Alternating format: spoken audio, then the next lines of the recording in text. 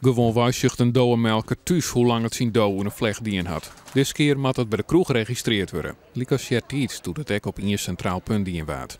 Piet Broersma is een van de goed 50 deelnemers die het van de middag in spanning op zijn douw zitten wachten. 50 jaar verleden doen hier de mensen net centen om zelf een douwenklok aan te schaffen.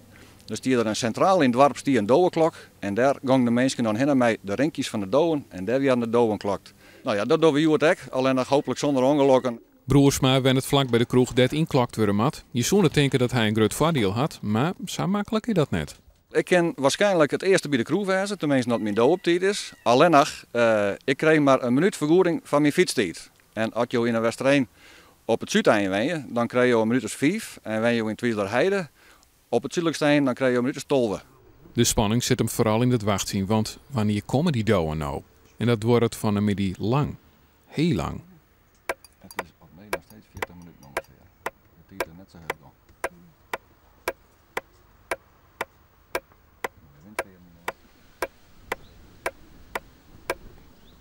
En dan in een wie beweging. Uit de hele omjouwing komen douwenmelkers op een fiets onsprinten om maar de vlugste tijd te zetten.